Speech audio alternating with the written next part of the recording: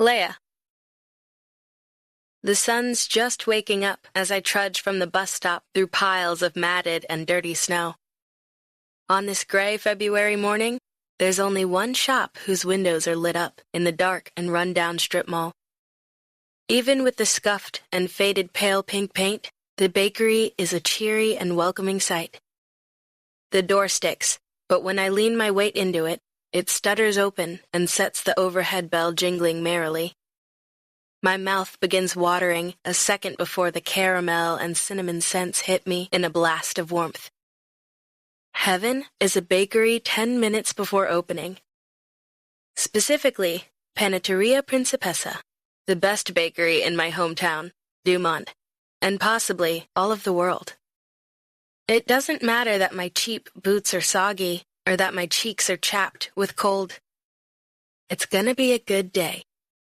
Good morning, I trill, stomping my feet to shake off the crust of dirty ice. The shop is warm and smells like cinnamon buns.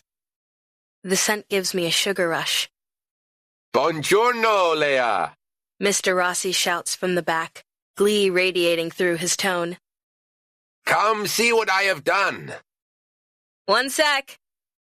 I turn and yank on the door handle, making the bell dance and ring again and again. The door is sticking! Cold air leaks through the cracks. I will fix it later. You must come and see. You're gonna pay a ton in heating costs, I warn, but I give up tugging and stroll further into the shop. I already do. Mr. Rossi sounds cheerful, but I wince. Heating bills suck. It's not like we can keep the front door closed. Every new customer will bring in an unwelcome blast of winter. It's a good day to bake, if only to keep the oven on. The front cases are already filled with chocolate muffins and red velvet cupcakes topped with the most perfect, pillowy frosting. A few steps past the counter is the doorway to the back. There's no door, and when I step through, I'm embraced by the yeasty scent of cinnamon rolls and the bright citrus scent of lemon poppy seed muffins. I'm so lucky to work in my favorite place in the world. To the left are all the ovens, giving off delicious heat. I tug off my thin coat and unwind my cream-colored scarf. Underneath my winter things, I'm wearing a soft pink sweater that makes my brown skin glow. The knit fabric would be too hot to work in if I were back here all day, but as I'm alternating between the front and the back, it will be perfect. In the corner, Mr. Rossi's head sticks out from a row of huge, shiny cylinders sitting on an ornate metal box. Some sort of machine I've never seen before. Ah, there she is. His weathered face splits into a smile. Descending like an angel from heaven. I chuckle and shed my matching cream mittens and hat. There's nothing flirtatious about my boss's exuberance. He's a sweetheart to everyone. Besides, he's madly in love with his wife. You must come see, he cries, waving his hands in joy. A thin fringe of dark curls bounces around his otherwise bald pate. Light reflects between both the pale patch of bare skin on the top of his head and the metal antique that dominates the corner of the room. I have found the answer to all our troubles. The answer to all our troubles is a metallic monstrosity sitting on a cart. It's taller than I am, with 3 cylindrical turrets on the top of a brass box. What is it? Una macchina per caffè espresso. Very vintage. Very rare. I have finally found it. The machine that will turn beans into gold. This is the espresso machine. When Mr. Rossi told me he was bidding on one at an auction, I was excited. But I was not expecting this. How old is it? 30, 40 years. But it works fine. Oh, God. This thing is older than I am. Mr. Rossi must not see my expression because he continues. Cappuccino, latte, el café. It makes it all. Soon we will be printing money. I hide my sigh. I've heard this before. I can only hope this time it's true. What did Sedella say? She has not seen it yet. His face falls. Only a picture. She can't do stairs, not today. Mrs. Rossi, Sedella, has the swollen joints of advanced rheumatoid arthritis. Today must be one of her bad days. The cold makes her body ache so bad, she mostly stays in bed. I'll make her favorite scones today, I announce. Maybe by then we'll have this working and we can make her a latte. She can be the first to try a cup. Yes. He brightens. Thank you, Leah. You are an angel. Soon she will be better. He grabs a rag and starts polishing the machine. Did you look into the infusion treatments? I ask. I hear the results are almost miraculous. Yes, just need a bit more money for that. But that is where this comes in. He gives the machine another swipe. A little beans, a little water, and we will be printing money. Right. I hate to be the voice of reason, but someone has to be. Mrs. Rossi is usually around to ground her husband after his flights of fancy, but she's stuck upstairs, so it'll have to be me. Does it work? Of course. Just needs a little bit of polish. With a final swipe, Mr. Rossi tosses aside the rag and rubs his hands together. Good as new. Help me move it, darling girl. Mr. and Mrs. Rossi took me under their wing and gave me a job when I was 15 and in foster care. Now, I make enough to live on my own, even though money is tight. For them, I would do anything. It takes both of us to roll the machine out, and by the time we've lifted the heavy monstrosity off the cart and onto a clear section at the very end of the side counter, I'm sweating, and my sweater is smudged with the last bit of dust. I have to admit, the machine looks very fancy. Perfetto. Mr. Rossi announces. Now, we will be printing money. As soon as we learn to use it, I remind him. Is there an instruction manual? Not that I know of. Mr. Rossi rubs his head until his curls spring up in a childish halo. That's okay, I say. The original manual was probably written in Chaucer's English, or an obscure Italian dialect. I'll figure it out. I pat the machine, and something falls off the back with a clang. I snatch my hand back. We will be printing money. Mr. Rossi dashes to the back and returns with a stack of the white paper cups we use for the drip coffee. He's so excited he drops a few cups on the floor, and they promptly roll under the counter. Mr. Rossi scrambles around the counter and crouches in front of the chalkboard sign we use as a menu. Maybe we should wait until we've figured out how...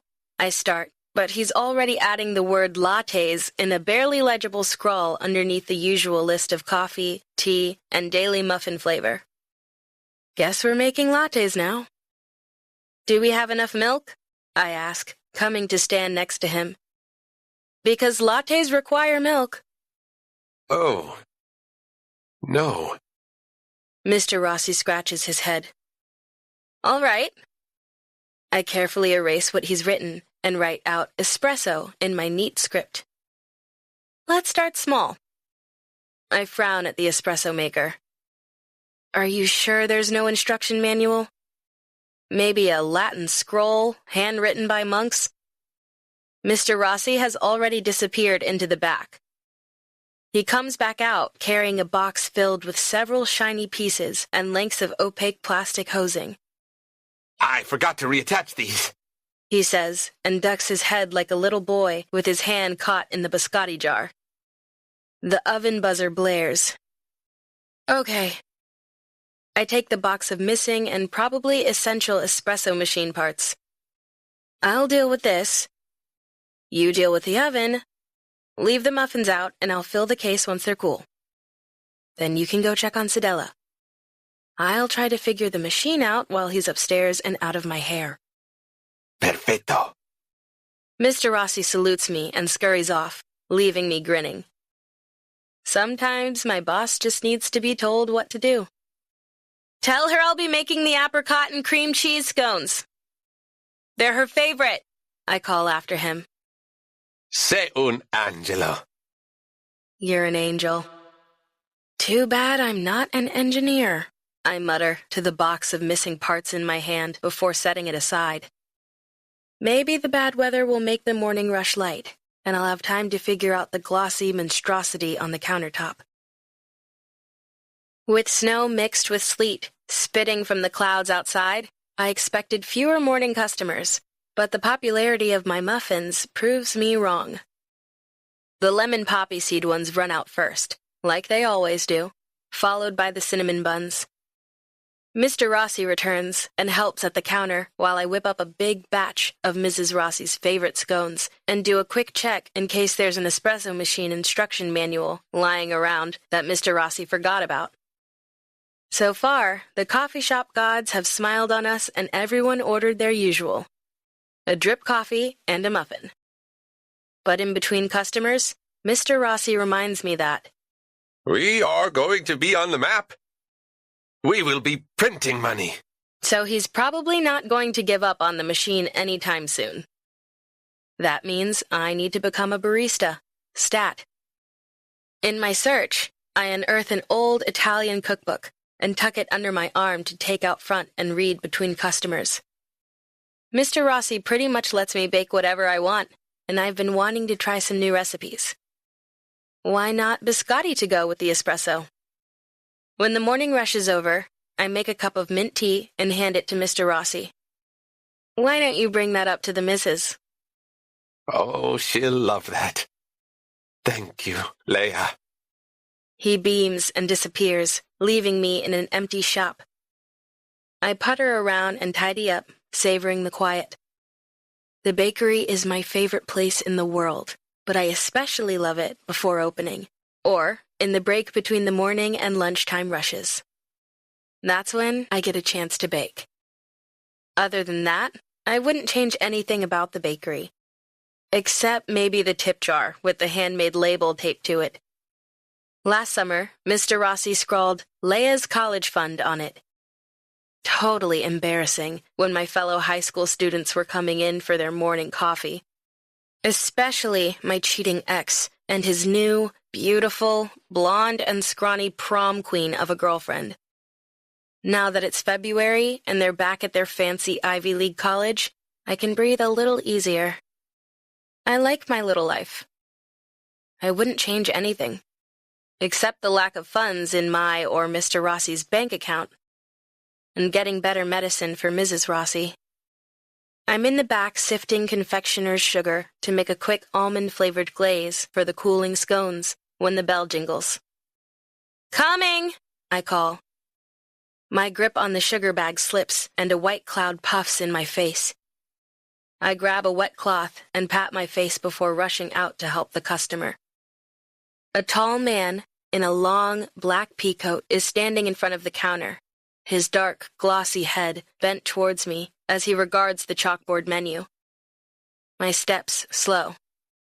I have the strangest sensation, like I'm about to step over a threshold to another world. I'm holding my own breath. He raises his head, and my heart trips over itself. Strong jaw, dark olive skin, patrician nose. His face is beautiful, regal, and unapproachable all at the same time. I take a step forward, and my elbow knocks over a stack of the paper-to-go cups. I fumble to catch them, but only manage to kick them, sending them rolling across the floor. Now I'm bobbing and weaving up and down, trying to catch them all. Is it too much to hope the handsome customer didn't notice? I look up, and he's leaning over the counter, his dark eyes on me. His beautiful lips twitch. Need help? Lordy, his voice is as beautiful as his face. Smooth and deep. Delicious. I'm all right, I say. Reaching up, I try to set a stack of cups back on the counter, but miss it entirely, and they all fall back down. One bonks me on the head. Never mind, I say, rising and taking my place behind the register. I heroically ignore the fallen cups littering the floor at my feet. What can I get you? I dust my hands off briskly. Calm, professional. That's the ticket. Un espresso. He says in a delicious bass that sends goosebumps flowing up my arms. My very floury arms. Crap, I'm covered in flour. And powdered sugar. And some cinnamon. I surreptitiously try to brush them off, but there are still little white and reddish-brown flecks dusting my hands. An espresso? I repeat. We don't... The man's gaze swings to my right, and I turn to follow it to the antique espresso maker sitting on the counter. The machine gleams, silently judging my lack of barista skills. Oh, right. The bell rings again, and 3 more guys walk in. They're all wearing dark coats and have the same dark and gorgeous Mediterranean features as the first guy. Are Dolce & Gabbana doing a photo shoot outside? The 4 guys look so similar. If they're not brothers, they've got to be cousins. The first one at the counter, staring at me, is the most beautiful of them all. And he's still got his whole attention on me, looking like he's hungry, and I'm a sugar-dusted donut. My blush starts at my nipples and starts rolling slowly up my cleavage, which is on display. Thanks to the heat of the ovens, I peeled off my sweater and am only wearing a white camisole. And tomorrow's laundry day, so I'm down to my last, most ridiculous lacy bra. Pink, of course. Luckily, the cami is thick enough to conceal everything, but the bright straps are showcased on my shoulders. The blast of cold air that tailed the customers makes my nipples spring to points. Right, I say. I'll just get you that, then. I turn and knock another cup off the counter. This one I catch and clutch carefully as I walk over to my new nemesis. My expression, mirrored in the polished chrome, is full of dismay. I hope the customer can't see my reflection. The 3 domes on top are like miniature replicas of St. Peter's Basilica. Ornate and just as intimidating. One dome is labeled Cappuccino. A cappuccino? I ask, reaching for the level hopefully. No, Principessa. Only an espresso. Rats. Between customers this morning, Mr. Rossi and I figured out how to turn this thing on. I push a button and jump as steam hisses out. Maybe there is a steamer attachment. Good for steaming milk. Whoops, I say. Not that one. I pull out the metal thingy, add the freshly ground beans, and tamp them down. I wedge the metal thingy holding the espresso grounds back in and push a different button. A green light comes on. Then the entire machine starts shaking like it's going to blast off of the countertop. It's the espresso-making cousin of Hal's moving castle. We just got this espresso maker, I shout cheerfully over my shoulder. I keep my face calm, as if everything is normal. Fake it till you make it. The men by the door smirk at each other, but the man at the front still hasn't taken his eyes off me. There's a prickle on the back of my neck when I turn. Come on, I murmur to the machine. You can do it! Just when I've given up hope, there's a hiss and a squirt of unappetizing brown liquid into the paper cup. It smells sort of coffee-ish. Thanking the coffee shop gods for their continued good favor, I take the paper cup back to the customer and set it in front of him. The 4 men in front of the counter regard it. I'm more of a tea person, really. I say to fill the silence. My blush has reached the crests of my cheeks and is in the process of unfurling like twin red flags in front of a bull. The beautiful man says nothing, but picks up the cup and, with more bravery than I've seen in a long time, tosses it back. The room is still as he slowly sets the cup back down. It's good. He lies through his teeth. I wrinkle my nose at him. Looks like brown water. One of his friends jokes, and something in the man's dark brown eyes goes icy. From nice and amiable to full of cold anger. His jaw clenches. Out. He orders without turning. To my surprise, the men on either side of him, his brothers or cousins or whatever, straighten and march out the door. The bell jingles in their wake. I gulp a breath, meeting the beautiful man's gaze. It's us alone in the room. Just me and the man I served sad brown water. I'm sorry, I say, gesturing to the evil machine. It's brand new. Well, brand new to us. We just got it and a couple of the pieces fell off. I reach down, grab the box, and show him the contents. He leans over to study the box of parts. A pause, and he nods. Right. To my surprise, he swings off his coat and lays it on the counter. His friends are still waiting outside the door, their backs to the bakery. One blows on his fingers as if to warm them, but they seem content to stand outside the shop. As ordered. Weird. The beautiful man has gone to the door and flipped the open sign to closed. What are you doing? I squeak. Making an espresso. He says, catching my gaze and holding it as he undoes his onyx and silver cufflinks. He sets them down and rolls up the sleeves of his luxurious dress shirt. Why is he undressing? Not that I'm complaining. He keeps talking, his smooth voice rich as espresso. Well-made espresso. Mia had a machine like this. He says. It broke and I fixed it. I'm good at fixing things. It made me her favorite nephew. His right cheek creases for a moment, and I catch sight of a dimple. Goodness gracious. Model stunning looks, and then a dimple. I go to fan myself and knock over another paper cup. Sorry, I mumble. Darn things. Always in the way. The beautiful man is behind the counter now.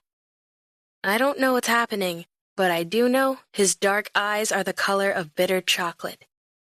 You have sugar. He holds my eyes as he gestures to my front, and I look down in horror. I've gotten powdered sugar all over my front. My breasts look like the snow-speckled twin peaks of Mount Kilimanjaro. Oh! I try to dust it off and end up smearing sugar everywhere. Now my breasts just look glazed. The customer tilts his head. He's looking into my eyes, not at my breasts. I'll give him points for that. Allow me. He mutters, nodding his head towards the espresso maker. On autopilot, I step out of the way. There's something about him that makes me want to follow his orders. Or maybe I just want to study him from the back. And what a sexy backside he has. A firm ass in sleek black slacks. There's a hint of expensive cologne swirling around me. Not too much, not unpleasant. I lean in closer before I realize I'm sniffing him. Luckily, he doesn't notice. He takes the box and approaches the recalcitrant machine. Implements clatter as he starts removing and reattaching random tubes and metal protrusions. I hover at his shoulder, my hands helpless at my sides. You don't have to do this, I say. Your friends are outside. The three men are standing on the snowy sidewalk, their hands shoved in the pockets of their dark coats. They look bored and cold. They'll wait, he says, and bangs on the side of the machine so hard, I jump. Easy, Principessa. He murmurs. Principessa means princess. I know that much from working here. What I don't know is why he's calling me princess, or why my fingers are itching to bury themselves in the stranger's thick, black hair. This is Stefano's territory. He says while he works. Does he give you any trouble? I don't think so. Stefano's? Have I heard that name before? Mr. Rossi owns the building, so there's no landlord.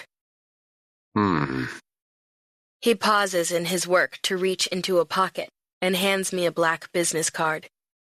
If you have any trouble, you call me. Okay. I study the card.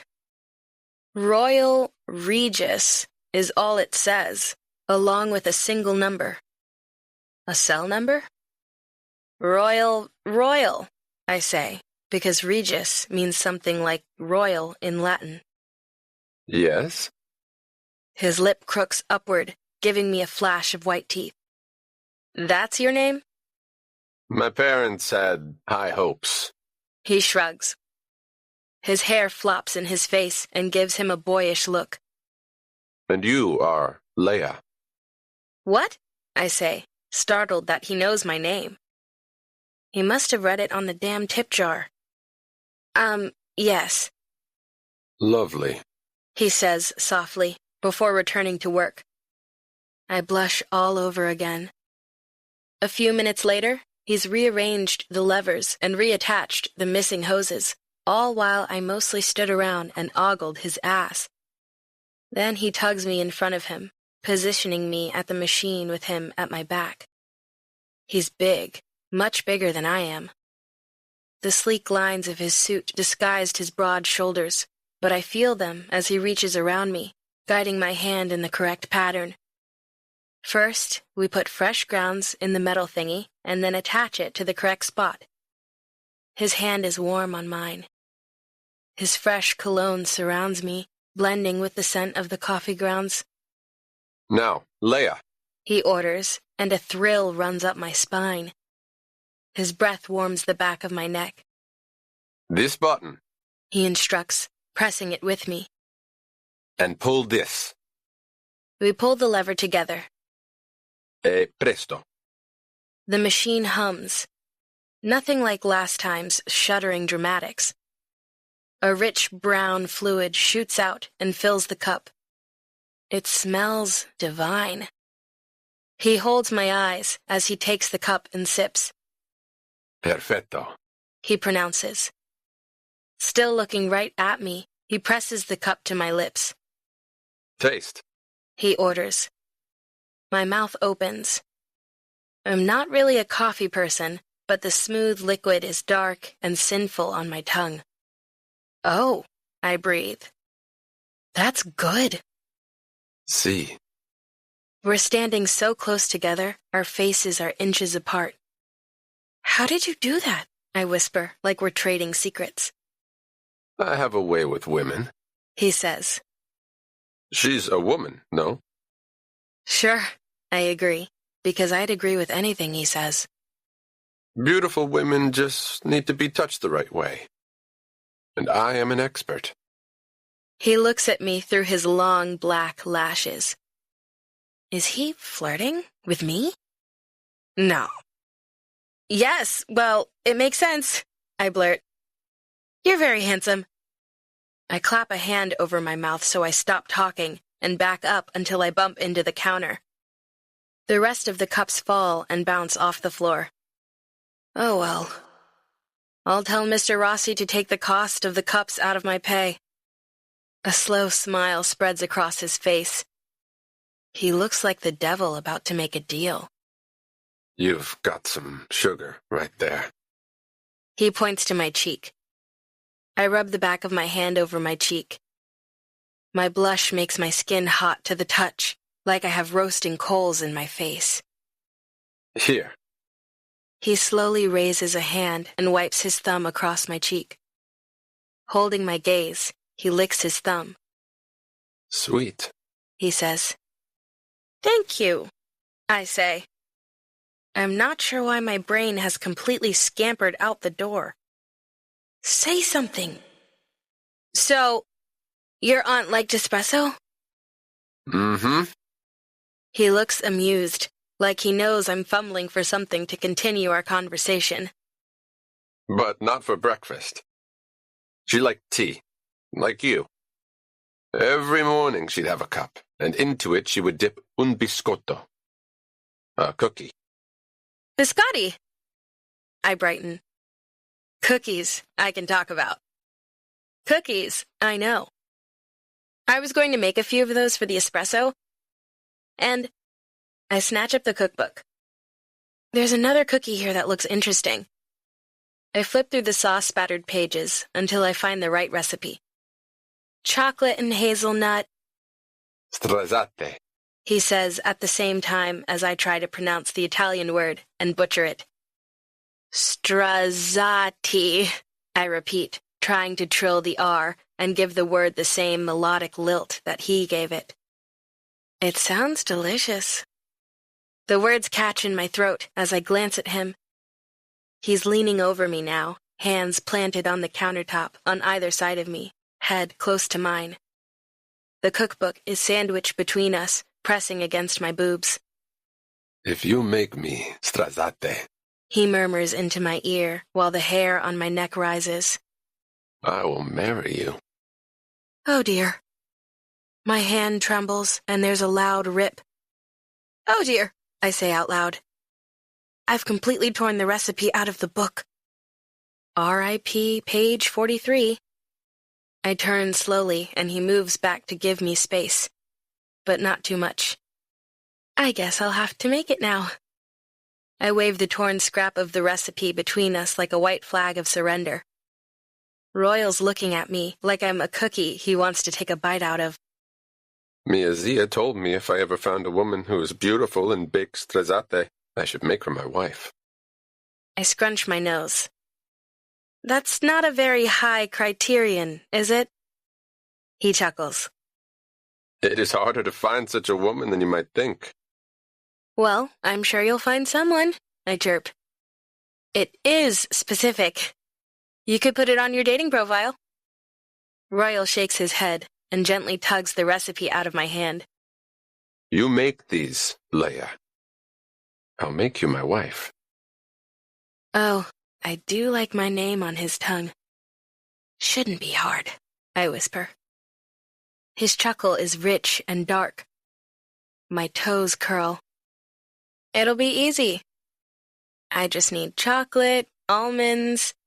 His dark head bowed close to mine. Do you have strega? He asks softly. No, but I could order it. I will have some sent to you. He lifts my hand and presses a kiss to it. Until tomorrow, Principessa. He sweeps out from behind the counter. My legs are so weak, one wobble, and I'd be on the floor with the fallen cups. On his way out, he pauses to remove something from his sleek, black wallet and slot it into the tip jar. Then he's gone, leaving me to shuffle through the sea of white cups back to the counter. He left 100 in the tip jar. Chapter 2. Leah. The next morning, I blow in with a wintry wind before 5 a.m. There's a bottle of Strega on the countertop, sitting on the ripped scrap of paper that holds the recipe. Mr. Rossi? I call. Did you leave this here? No, I thought you left it. He sidles up to Big Bernadette, as I have named the espresso maker, inspired by Royal's She's a woman, no? comment. You got the machine working. Sorta. With a lot of help from a gorgeous customer. Soon we will be printing money. And look. He holds up the tip jar. $117 for your college fund. He beams before disappearing into the back. Yay! I pick up the scrap of paper. Strazzati. I try the word out, mimicking Royal's lilting pronunciation. If you make me stressate, Royal said. I will marry you. I dropped the card with a shiver. Somehow, Royal got me a bottle of Strega for the authentic recipe. Either that, or little Italian fairies delivered it. I bet I'll get a Royal visit later today. I can make the cookies and text him. His card is burning a hole in my pocket, but after the morning rush, I have my college class. If I text him, he'll know when to come. That's the plan then. I tuck Royal's business card back in my pocket, where it will keep my phone company until the appointed time. My heart is skipping as I head back to start on a batch of cinnamon rolls. Royal. The little baker rushes around the small space behind the counter, making espresso and filling orders. Every so often, I think she's going to finally look up and see me watching her through the front windows, but she never does. She's totally focused on the customer in front of her, giving them 100% of her generous smile. You watching her again? Enzo mutters at my back. It's been every week for a year. She doesn't even know it. Does the prey know the hunter? I murmur absently. I didn't expect Leah to recognize me yesterday. It had been a year since I entered her place of work, after all. Enzo shakes his head. Enough already. When it comes to Leah, I'll never get enough. She got my gift, but she hasn't called or texted. Maybe she's too busy. Maybe she's afraid. Enzo takes my silence to mean he can keep blabbing. Just ask her out. You know she'll say yes. He lights a cigarette. My fingers itch for a cigarette of my own, but I've quit. New year, new me. My aunt looked me in the eyes as she dealt the cards. This is the year you claim it all.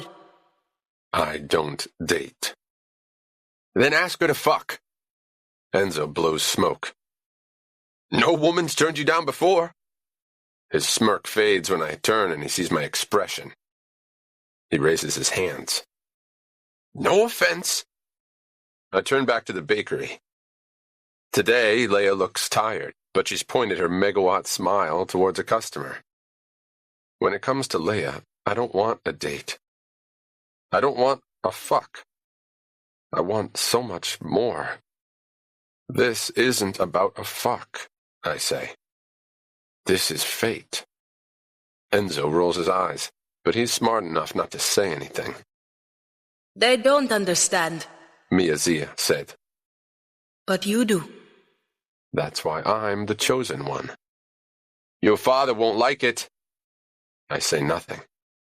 My father's likes and dislikes don't matter to me. They haven't for a long time.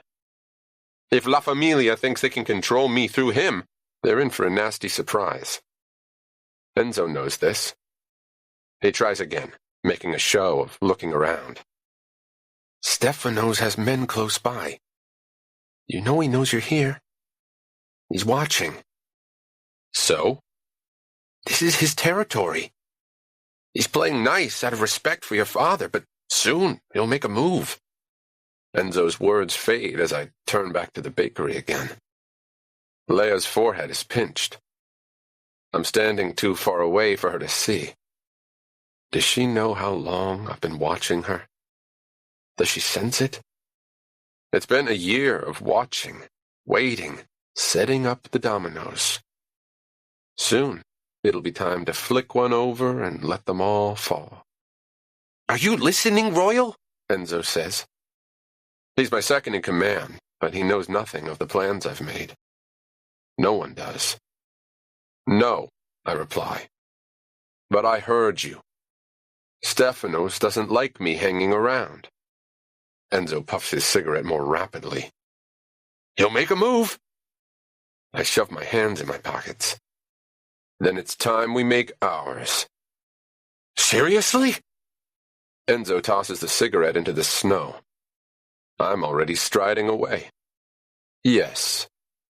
Today, I tell him. By tonight, I'll have everything I want. My kingdom, my throne. But every king needs a queen. This is the year you claim it all. Starting with her. Leah. This morning is officially a dumpster fire. Nothing goes right. An oven breaks, a timer doesn't go off, and I burn a batch of lemon poppy seed muffins. And of course, our best customers are all disappointed that their favorite is out of stock. The morning rush is more frantic than usual, but Mrs. Rossi is doing so poorly, Mr. Rossi has to stay upstairs to help her for half an hour at a time.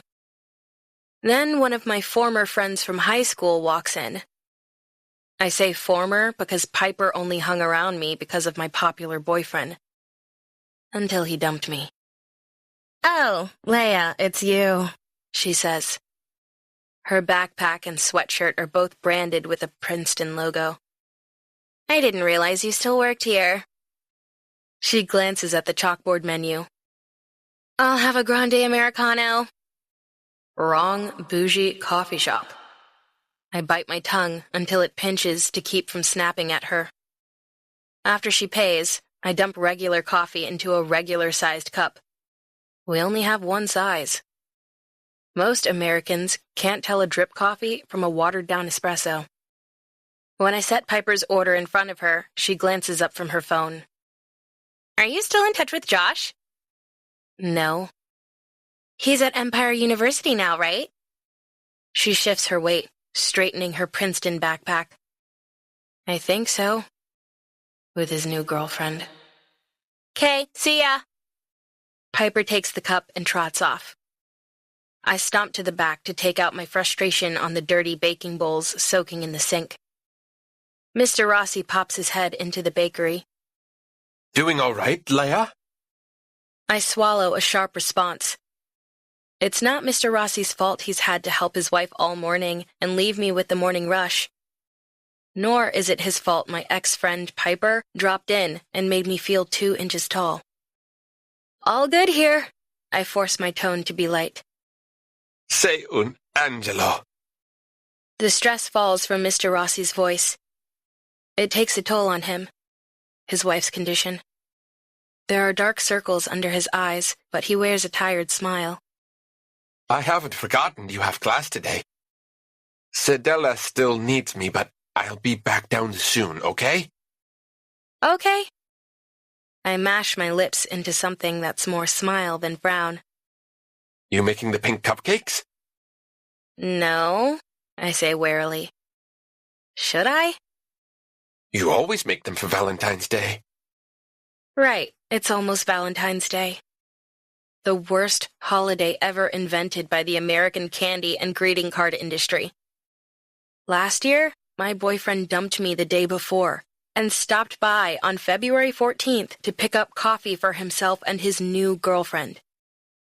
Pink cupcakes, right. I'll get started on those when I get back, okay? Va bene. Mr. Rossi says distractedly and ducks out of the bakery again. So much for making Strazzati today. It's not like Royal would be back anyway, even if I called him. Why would he want to? Happy endings aren't for girls like me. On the way back from class, my boots are soggy again. I really need to replace them, but I also have to pay my phone bill and rent. Then I have college tuition, which is way more than $117 a credit. Why am I even bothering with college? At this point, it'll take me 75 years to graduate and several lifetimes to pay off the debt. When the pale pink storefront is in view, I try to shake my sadness. Why am I feeling like this? It's not because I'm single. It's not because I'm working at a bakery. It's because when I add up the pieces of my life, the total sum equals pathetic. Is this what my life is going to be like?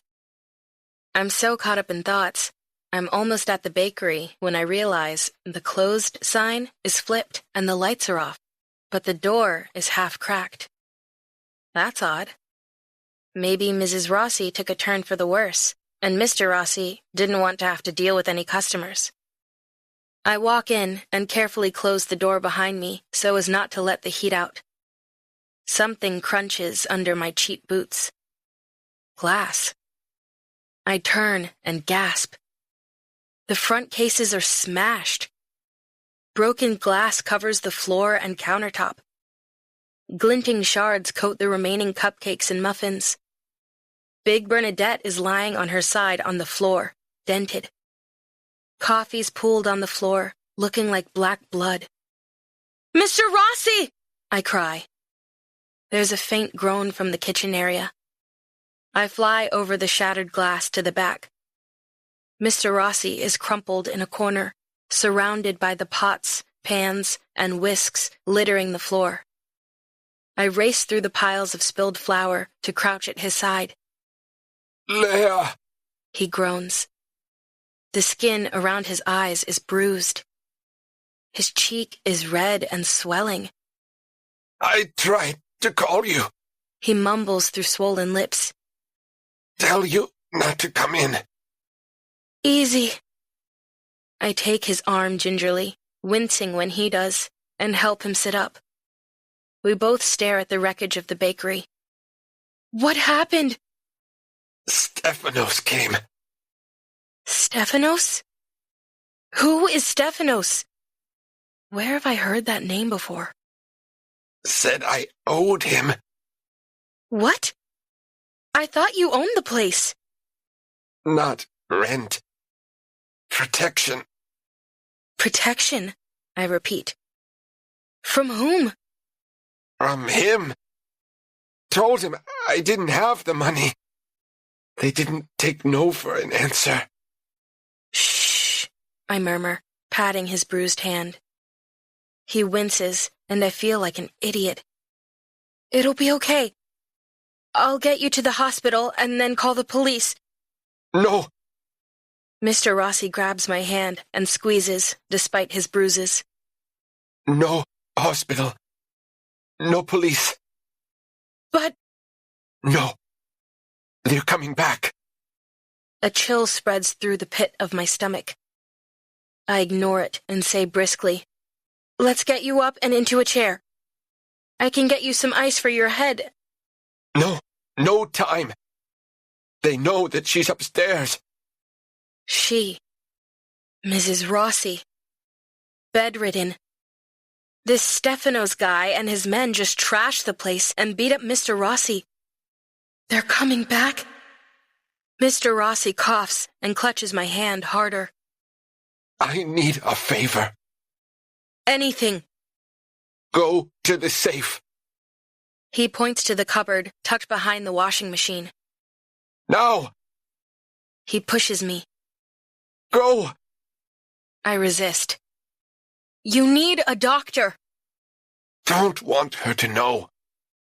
She's going to find out, I snap. This is a mess. This is a nightmare. Fine. I rise and go to the cupboard, opening it to the safe. What now? The combination is June 21st, 1989. Mr. and Mrs. Rossi's wedding date.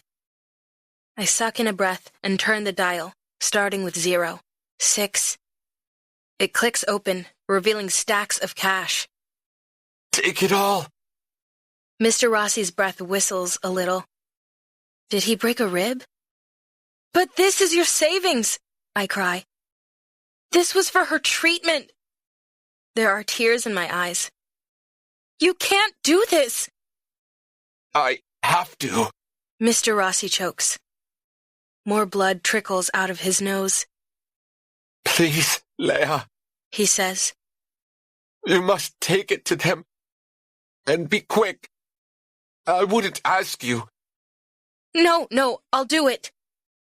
I stuff the money into one of our white paper bakery bags and tuck it under my coat.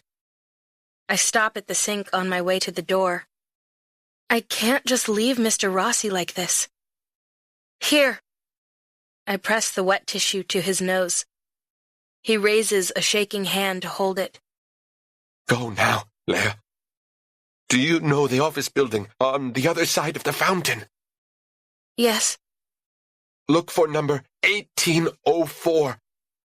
That is the office. His eyes are wide, the whites flashing. Don't linger. Tell them it's for the Rossi account. Tell them it's for Stefanos. Stefanos. Got it. Leah, I'm sorry. For a moment, he looks ashamed. I shouldn't ask you. It'll be fine, I lie. My breaths fog in my face as I stumble out of the bakery. The bell jingles, but the sound is muted against my frantic panting. Mr. Rossi's in there, mopping up his own blood. Can he move? Can he walk? I should go back and help him. Instead, I scurry past the bus stop and cross the road, maneuvering around piles of slush. There's a twinge in my foot, but I don't stop marching. Mr. Rossi mentioned a fountain. It's a 10-15-minute walk.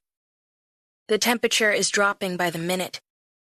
The sky is gray, heralding a new round of snowfall. Ice crunches under my feet. My thin coat isn't warm enough. I really need a proper winter coat, but I haven't been able to afford one. At least I have my scarf and my mittens. And a sack full of cash. I hold my arms tight to my sides. So tight, my wimpy biceps are starting to ache. Stupid me didn't even think about putting the sack of cash into my purse. It's too big to stuff into any of my pockets. These leggings are old and worn and comfy, but have frozen to my thighs, and the thigh pockets would barely fit a business card. I automatically reach my hand into the pockets of my coat. In the right pocket is my phone and the Strazzati recipe torn from the cookbook. In the other, Royal's business card.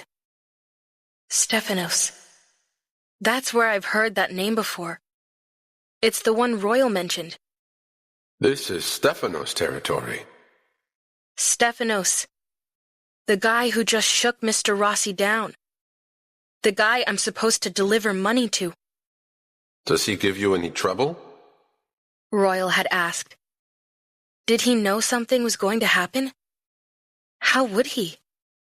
I fingered Royal's card so often the edge is starting to curl. If you have any trouble, you call me. Did he mean a situation like this? Was it a warning? My phone is dead. That's why I didn't get any of Mr. Rossi's calls. Even if it was working, would I call Royal? What the heck is going on? My teeth are chattering, and not just because it's cold. They clack together when I'm nervous, too. When adrenaline's soaring through my veins.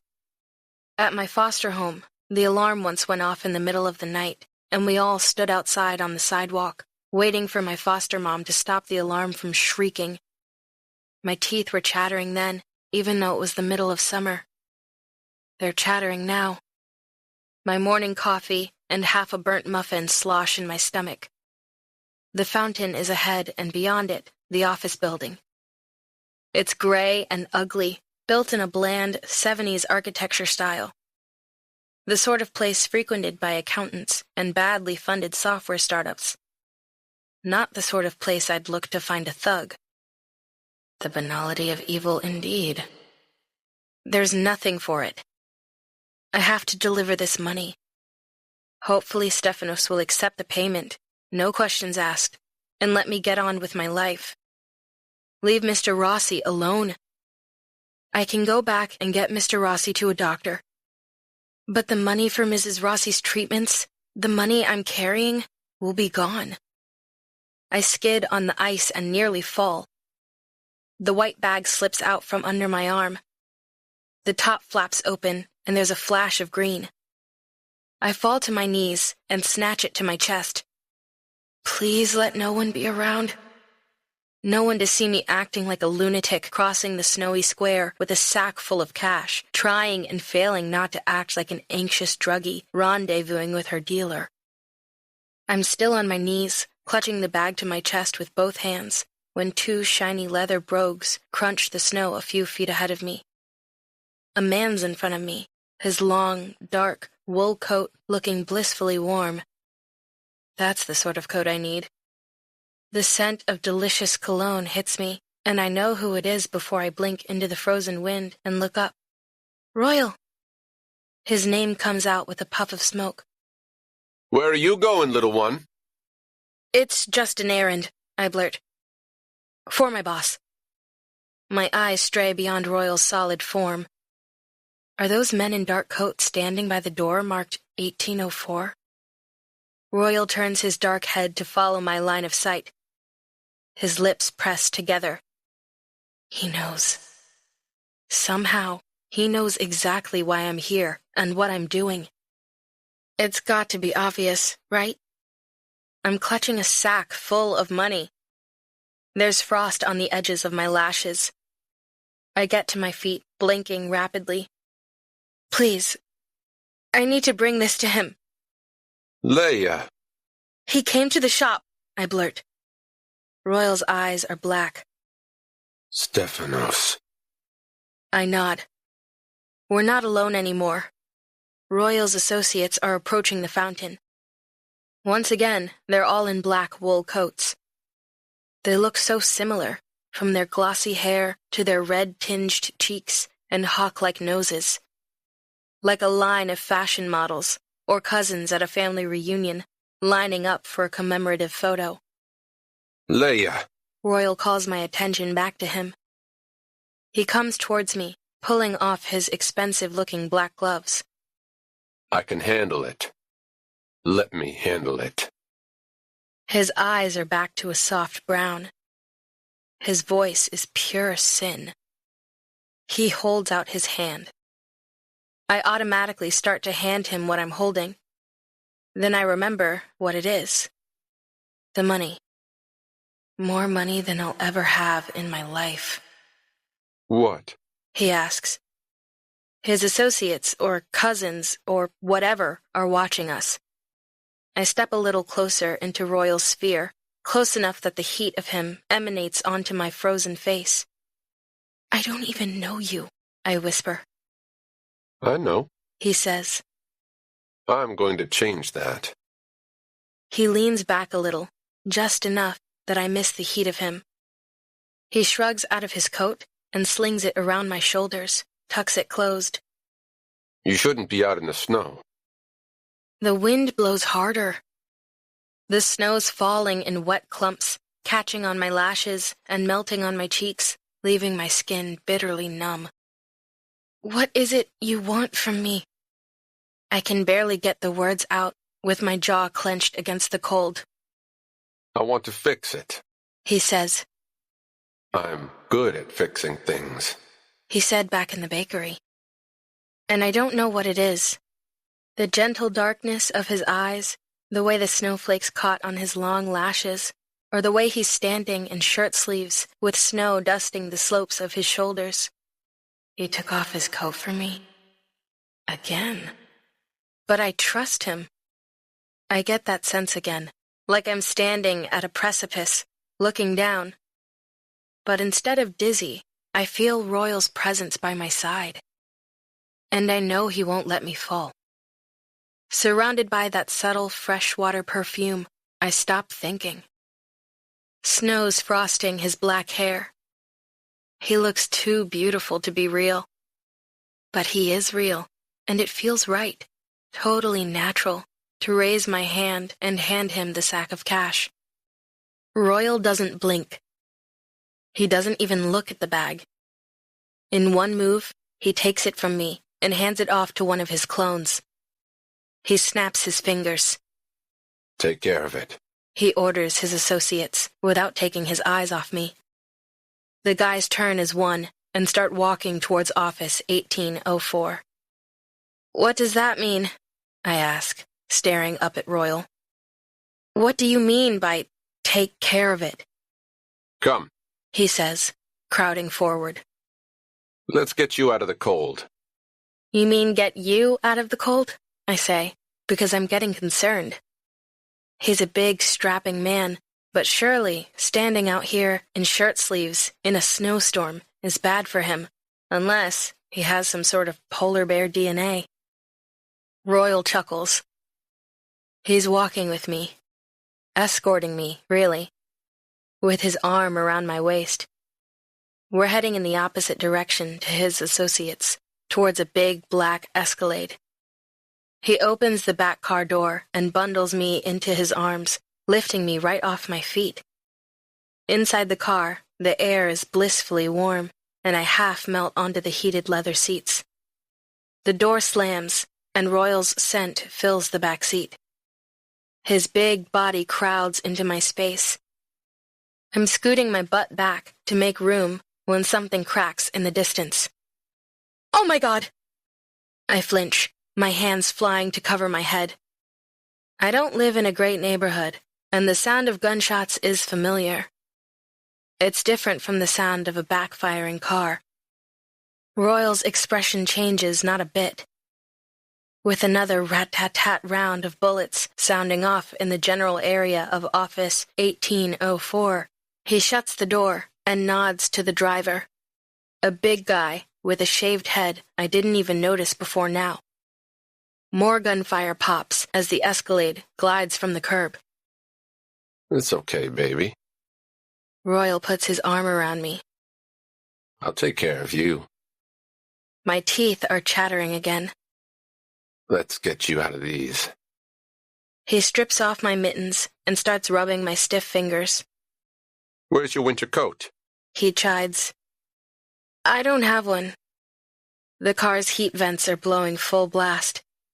The warmth makes my skin prickle, as if my body is waking up from being so numb. It hurts. I blink back sudden tears. My poor angel, he says. Principessa mia. He tucks my hands against him. The Escalade has rounded a corner. The snowy square, the fountain, Office 1804. They've all disappeared. With every passing second, I'm growing warmer. Relief runs through me. What was that back there? I ask, before I can stop myself. The gunshots. Stephanos has owned this territory for a long time. Royal answers without blinking. He won't go down without a fight. I shrink back on the seat. Why is he telling me this? Don't be afraid, princess. I should give you your coat back. I start to squirm and shrug out of it, but he stops me. You're still cold. He tugs the coat back onto my shoulders and tucks me into his side. You have snow on your cheeks. In your hair. His voice rises and falls, lulling me closer.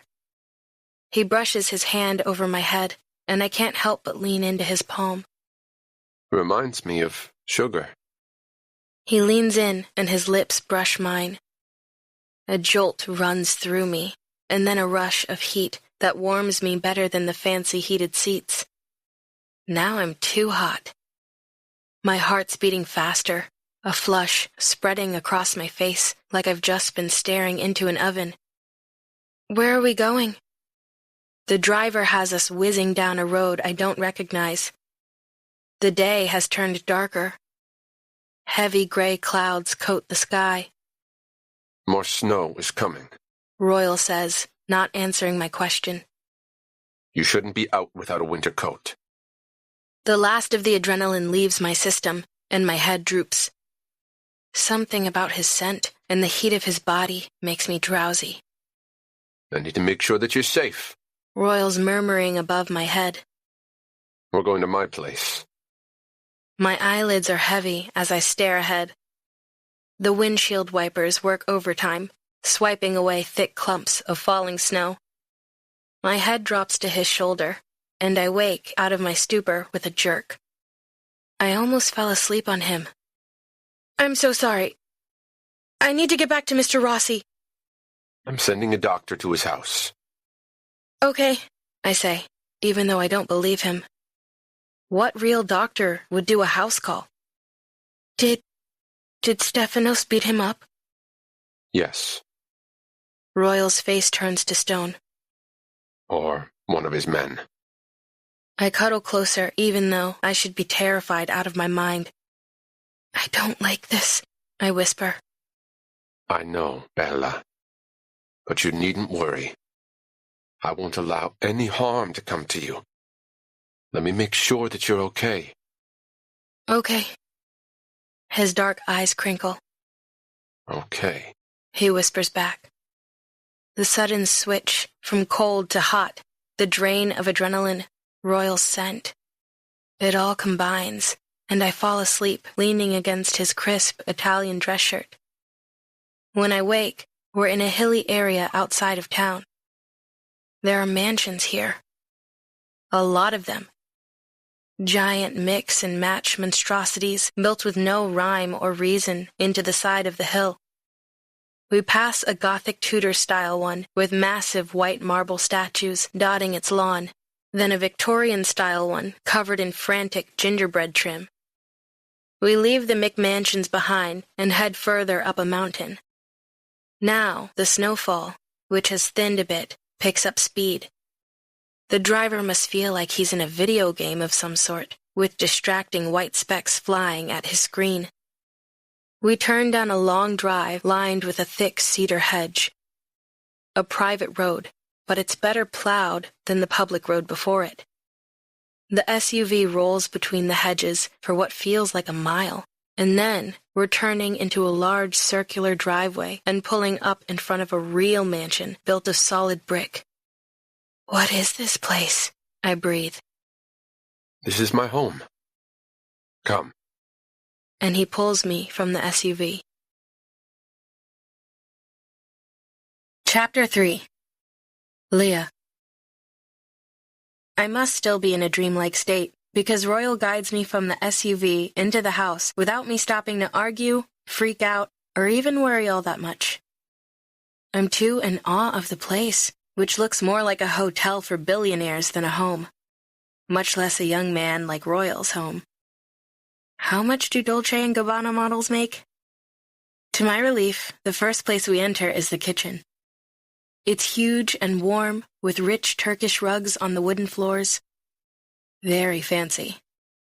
With 2 ovens, it's bigger than the working space of Mr. Rossi's bakery. The marble-topped island is bigger than my bed. This is beautiful, I say. I thought you'd like it. Royal's lounging in the doorway, leaning against the frame. He's still in his long-sleeved white shirt, which has dried just fine despite getting snowed on. His dimple is creased, as if he's been smiling from watching me gape at his kitchen. I shrug out of his coat, fold it, and set it on the island. Without the warmth and scent of the wool, I feel exposed. Even more unsure of what to do. Are you nervous? No, I lie, tangling my fingers together. I'm wondering what I'm doing here. I told you, I want you safe. The question hovers on my tongue for a moment before I find my bravery and blurt. How do I know I'm safe with you? Do you believe in fate? He asks. I stare at my fingers. I kinda do, but I don't want to admit it. No. Right. You will. He leaves the door frame and walks further into the kitchen. Would you like something to drink? Sure. An espresso, perhaps. Now I know he is amused by me. I roll my eyes at him, and he chuckles outright. He opens a cabinet, revealing a space-age-looking espresso machine built right into the wall, like a safe. Un latte, then. I will steam the milk. He lets his finger dance over the buttons, turning the machine on and programming it with practiced ease. Trust me. Trust me. For some reason, I do. Not only with coffee drinks. The machine does its work, and Royal sets the tiny cup and saucer on the island next to me. But he must see my uncertainty because he comes close, crowding into my space. A royal invasion, but I don't hate it. I'm too busy drinking in his beauty and his scent. He puts a finger to my lips. For a moment, he just rubs my bottom lip, as if fascinated by its smoothness. I feel his touch all the way down to between my legs. Would you feel better if I let you call Mr. Rossi? He murmurs. Yes. He drops his hand. Without moving out of my space, he pulls out his phone and dials a number. He holds it to my ear, holding my gaze as we both listen to it ring. Hello? Relief trickles down my spine as I recognize my boss's voice. Mr. Rossi? It's Leah. Are you all right? Ah, Leah. Yes, I'm fine. The doctor is here. He stitched me up. Now he's looking at Sedella. The doctor came there?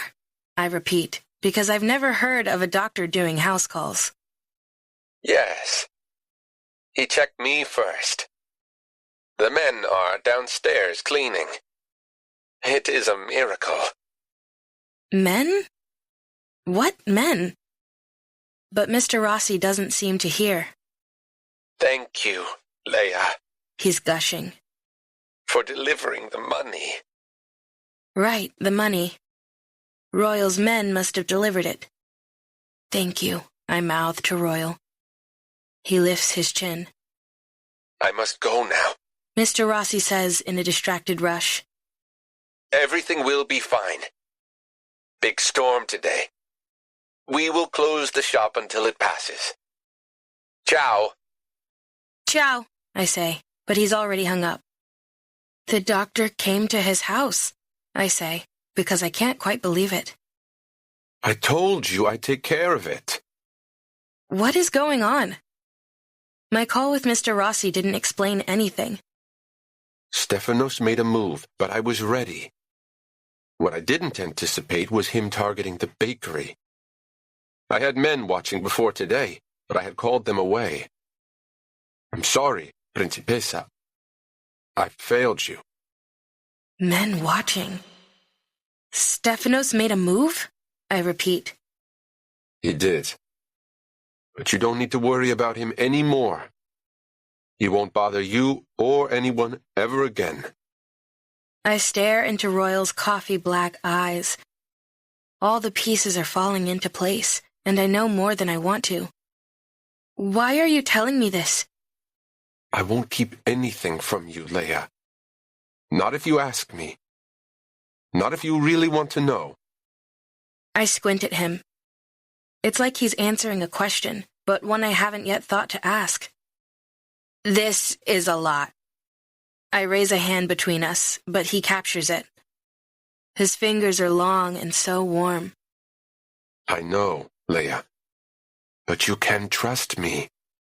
He brings my hand to his lips and kisses my palm. A simple gesture, but one of the most intimate things anyone's ever done to me. The softness of his lips, the reverence in his eyes.